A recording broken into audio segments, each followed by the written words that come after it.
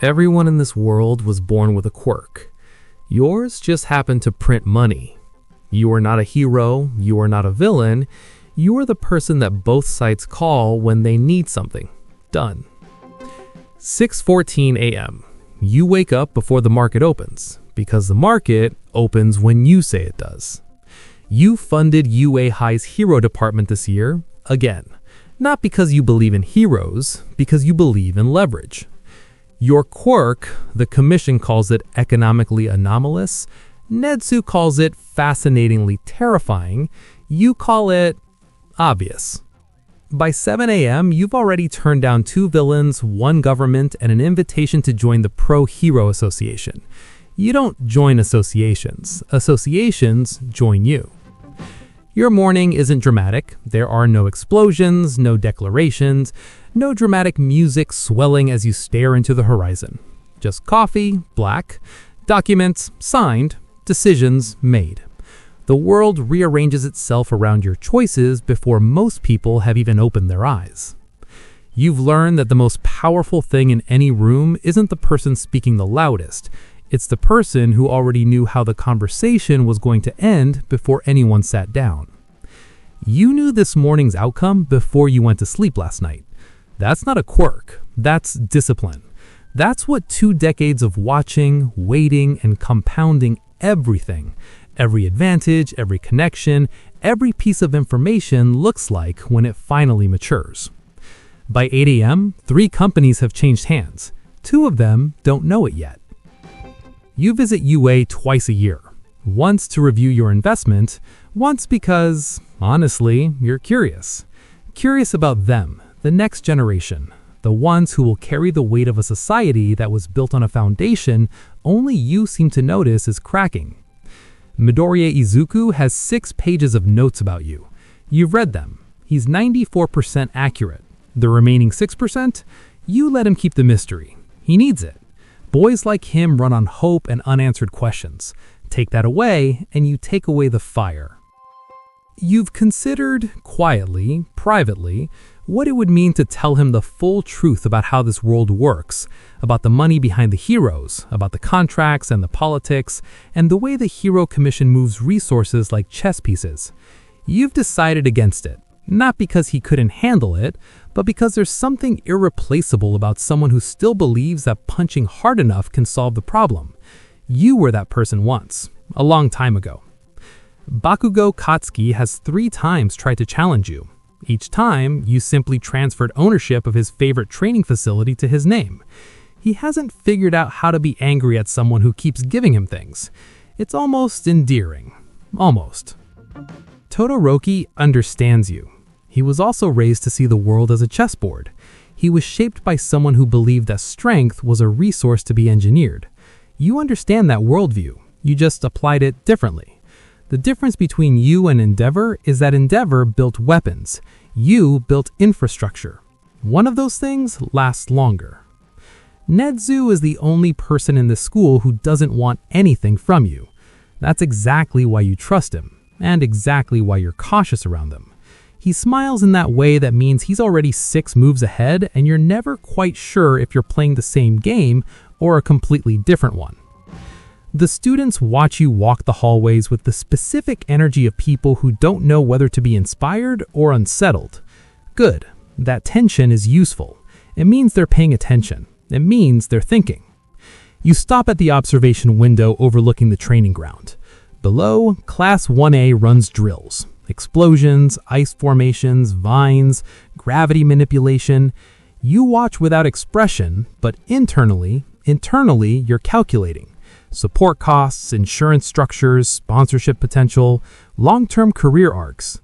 You know statistically which 3 of them will be in the top 10 pro hero rankings within a decade.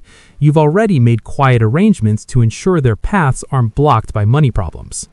You do this not because you're a saint, you do this because a world with stronger heroes is a world with fewer messes you have to clean up yourself. Hawks asks for the meeting. He always comes alone. That tells you everything. The Hero Commission is nervous. Nervous people send their best. They're most charming. They're most capable of reading a room and walking out with what they came for. They sent Hawks because Hawks is exceptional at making difficult conversations feel like casual ones. You respect that.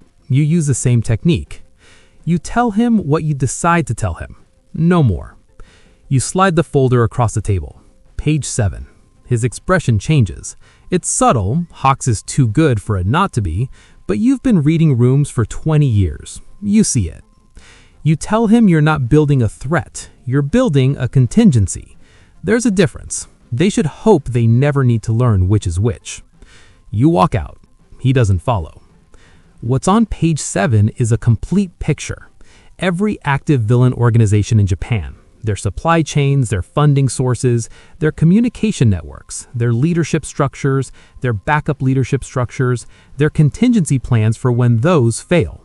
You've been tracking this information for 4 years, cross-referencing, verifying, updating, not because you plan to act on it, because you needed to know if the heroes ever fell, what it would cost to stabilize things yourself, what it would cost, and whether you could afford it.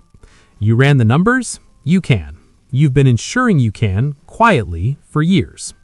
The Hero Commission funds heroes. You fund the world those heroes live in. There's a distinction. They haven't fully grasped it yet. That's fine. You're not in a hurry. People think power is loud. They grew up watching All Might, explosions, declarations, symbols. They think power is the thing that makes the crowd cheer. You've learned something different. Real power is quiet. Real power is the phone call that never has to happen because everyone already knows what you could do. Real power is the problem that never becomes a crisis because someone, you, saw it coming and rerouted the situation 3 weeks ago with no fanfare, no press release, and no credit taken. You rebuilt a city's water infrastructure last Tuesday. It took 1 phone call and 4 hours. A prefecture 2 regions over was quietly sliding toward a financial collapse that would have made 40,000 people's lives significantly harder. You moved resources, you made introductions, you arranged for a very specific loan to appear from a very anonymous source at a very precise moment. The number stabilized, the collapse didn't happen, no one will ever know your name was involved. That is exactly the point. There is a version of you that could have made that front-page news, that could have held a press conference and accepted the gratitude, and let it build a public image that would have compounded into political influence. You chose not to, because public power has a ceiling. It has adversaries. It has people who spend their time trying to tear it down. Quiet power has none of that. Quiet power just works. You've watched enough heroes to know that the symbol is both the greatest strength and the greatest vulnerability. The moment you become a symbol, you become a target. You become something people need to believe in, which means you become something people can be devastated by if you fail. You prefer not to be a symbol. You prefer to be a system. There is a worn photograph on your desk at home. You are younger in it, much younger. A kid from an ordinary neighborhood, standing on a rooftop, watching a hero fly overhead. The look on that kid's face is not awe exactly. It's something closer to a question, a very specific question.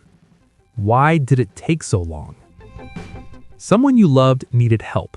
The help came, eventually, but eventually wasn't fast enough. The hero arrived and the hero was extraordinary, and you were grateful. But you stood in that moment and understood something that never left you. The system had a gap. And gaps, in your experience, are just opportunities waiting for the right person to recognize them. You became that person. You keep the photo not as a wound, you keep it as a compass, to remember what you're actually building toward. Not wealth, not influence, not the quiet satisfaction of knowing your name is whispered in rooms you've never entered. Those are just instruments. The actual goal is simpler and older than any of them. A world where the gap is smaller, where the wait is shorter, where the help, whatever form it takes, arrives in time. Dawn breaks over Musutafu. The city awakes. Heroes start their patrols. Somewhere in UA High, a student is training harder than they've ever trained in their life. Not because someone is watching, but because an anonymous scholarship removed the only thing standing between them and their full potential. They'll never know your name. They'll just know that somehow the path opened. You're not a hero. You've never claimed to be. Heroes are reactive. They show up after the problem. You prefer to be the reason the problem never arrives. You prefer to be the variable no one accounted for, the hand that adjusted the equation before anyone realized that needed adjusting. All Might once said that a true hero runs toward the danger. You respect that, genuinely. There is a courage in it that you've never needed to test yourself against, and you're honest enough to acknowledge that. But you operate on a different frequency. All Might is the symbol of peace. You are the reason peace has a budget.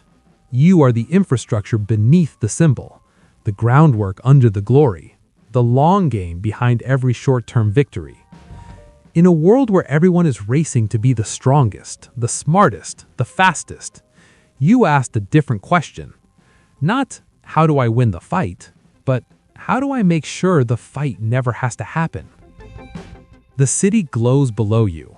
12 messages on your phone from 12 different powerful people. You'll get to them, eventually, on your schedule, in the order that serves the larger design. There is always another move.